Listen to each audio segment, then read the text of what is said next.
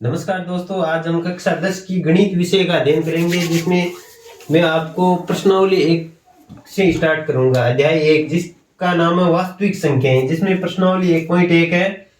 उसमें प्रश्न संख्या 1 है, अभाज्य गुणनखंड को गुणनफल के रूप में व्यक्त कीजिए।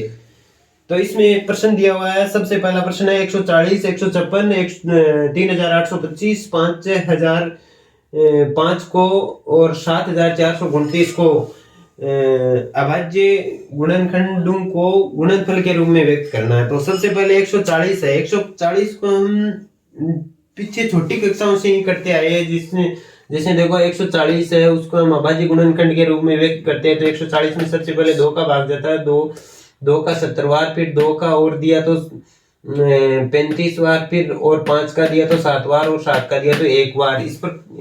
इस प्रकार करके इसको हम अभाज्य गुणनखंड के रूप में ऐसे लिख सकते हैं कि 140 बराबर 2 मल्टीप्लाई 2 मल्टीप्लाई 5 मल्टीप्लाई 7। 2 मल्टीप्लाई 2 2 बार है, तो इसका स्क्वायर 2 कर देंगे, मल्टीप्लाई 5 मल्टीप्लाई 7।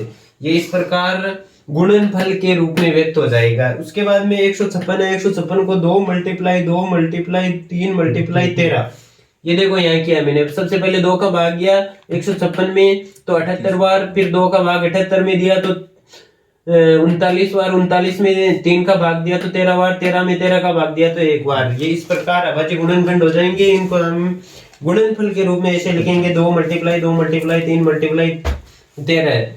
तो 2 मल्टीप्लाई 2 2 बार है, तो इसको 2 का स्क्वायर कर देंगे, फिर 3 मल्टीप्लाई 13 हो जाएगा। ठीक है। इसी प्रकार 3825 3825 का हम अभाज्य गुणनखंड करेंगे तो 3 का भाग जाएगा। सबसे पहले 3 का भाग देते हैं तो 1275 बार जाता है, फिर 3 का और भाग देते हैं तो 425 बार जाता है।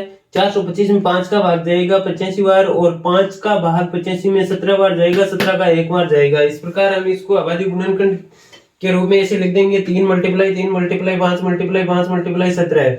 3 मल्टीप्लाई 3 2 बार आया तो स्क्वायर 2 लगा देंगे, फिर 5 भी 2 बार आया तो 2 स्क्वायर लगा देंगे, गुणा 17 लिख देंगे। ठीक है। इसी प्रकार 5005 है। 5005 को हम अभाज्य गुणनखंड के रूप में व्यक्त करेंगे तो सबसे पहले 5 का भाग जाएगा, 5 का भाग जाएगा 1000 एक बार, फिर 1001 में 7 का भाग जाएगा, फिर 143 बार, फिर 143 में 11 का भाग जाएगा 13 बार, 13 में 13 का भाग 1 बार। इसको हम अभाज्य गुणनखंड के रूप में व्यक्त करेंगे तो 5 मल्टीप्लाई 7 मल्टीप्लाई 11 मल्टीप्लाई 13 के रूप में लिख देंगे। ठीक है। इसमें कोई भी संख्या 2 बार नहीं है तो इसको हम स्क्वायर के रूप में नहीं लिखेंगे, इसको सीधे लिख देंगे 5 मल्टीप्लाई 7 मल्टीप्लाई 11 मल्टीप्लाई 13। ठीक है।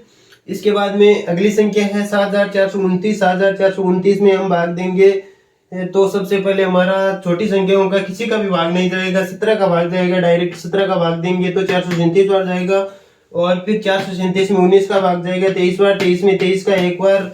इस प्रकार हम इसको अभाज्य गुणनखंड के रूप में लिख देंगे, 17 मल्टीप्लाई 19 मल्टीप्लाई 23 के रूप में।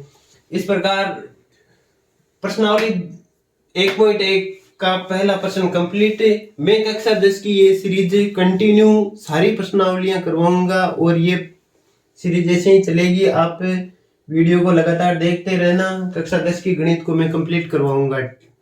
थैंक्स दोस्तों।